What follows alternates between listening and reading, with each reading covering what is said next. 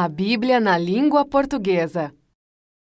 Até o século XIX, a transmissão da Bíblia foi extremamente árdua. Muitos foram perseguidos, presos e mortos em praças públicas por traduzirem e divulgarem o livro sagrado.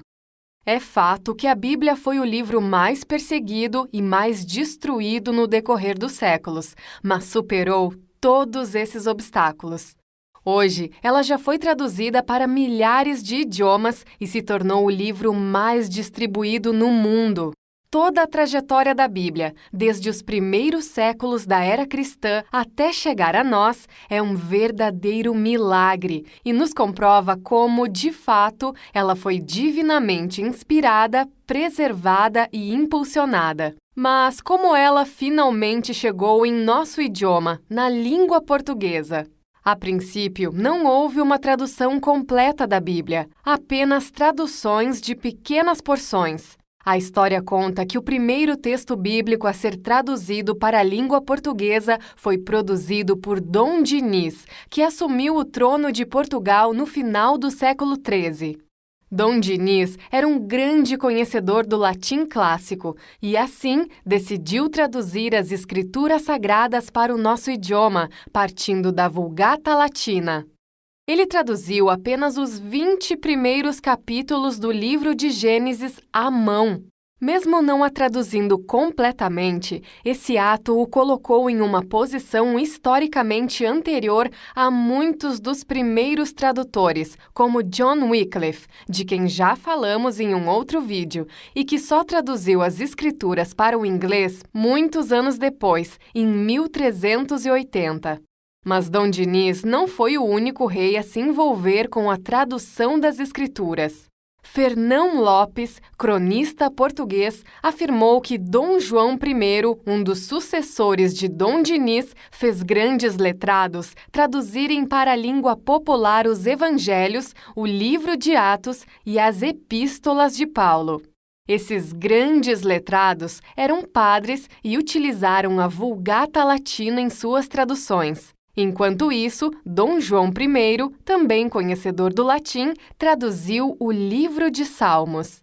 Nessa época, a imprensa ainda não havia sido inventada, por isso, os livros eram produzidos manualmente, o que reduzia sua circulação. Era um trabalho muito lento e caro, por isso necessitava que alguém muito rico assumisse seus custos. Ninguém mais indicado para isso que os próprios nobres e reis.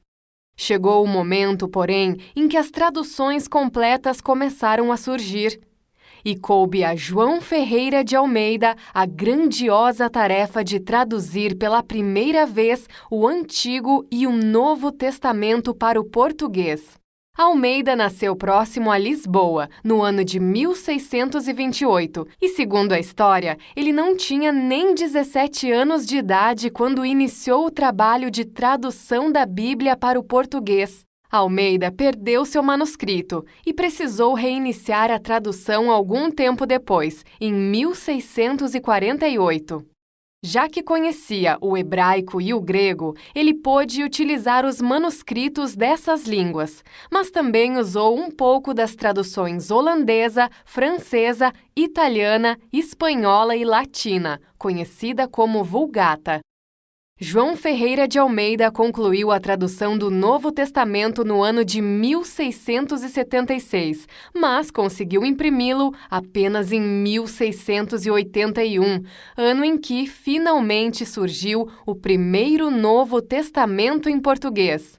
A tradução de Almeida não foi perfeita e milhares de erros foram detectados nela. Entre esses erros estavam alguns que surgiram devido à ação de alguns eruditos, que tentaram harmonizar a versão em português com uma tradução em outro idioma. O próprio Almeida identificou mais de 2.000 erros nessa tradução. Logo após publicar o Novo Testamento, João Ferreira de Almeida iniciou a tradução do Antigo, mas faleceu antes que pudesse concluir o trabalho. Ele havia traduzido até Ezequiel 41, e no ano de 1748, o pastor Jacobus op den Akker reiniciou o trabalho interrompido por Almeida. Após 5 anos, foi impressa a primeira Bíblia completa em português, dividida em 2 volumes. Outra tradução muito conhecida foi a de Figueiredo. Nascido em 1725, também nas proximidades de Lisboa, o padre Antônio Pereira de Figueiredo traduziu todo o Antigo e Novo Testamento a partir da Vulgata Latina.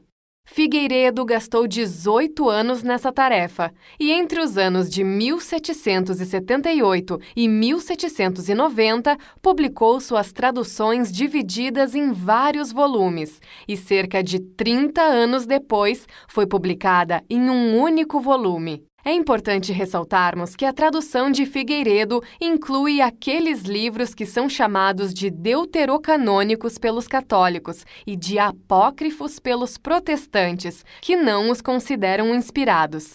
Até agora falamos sobre traduções para a língua portuguesa, mas todas feitas em Portugal, certo? Quando foi que a Bíblia começou a ser traduzida aqui no Brasil? A princípio, como aconteceu em Portugal, também tivemos apenas traduções parciais. O primeiro texto traduzido no Brasil foi em 1847, quando Frei Joaquim publicou a tradução do Novo Testamento, também se baseando na Vulgata. Houve várias outras traduções parciais de vários livros da Bíblia e, paralelamente a isso, em 1902 foi patrocinada pelas Sociedades Bíblicas uma nova tradução da Bíblia para o português, mas dessa vez baseada em manuscritos melhores que aqueles utilizados por Almeida. Essa tradução foi publicada em 1917 e ficou conhecida como Tradução Brasileira. Pense por um momento como tudo começou, quando as palavras que Deus soprou aos seus profetas foram primeiramente registradas em pedras e tabuinhas de argila, e como tudo foi preservado com zelo pelo povo e pelo próprio Deus. Pense também como o povo, os materiais e os meios foram evoluindo com o tempo e facilitando o acesso às Escrituras. O caminho foi longo, mas agora a Bíblia está em solo brasileiro e essa palavra, que é viva e eficaz, transforma vidas há anos por meio do poder de Deus que fala e opera através dela. Você tem usufruído deste grandioso livro? Se você gostou do vídeo, não deixe de curtir, se inscrever no canal e ativar as notificações. Nos siga em nossas redes sociais e baixe o aplicativo da Bíblia em seu tablet ou smartphone. Até a próxima!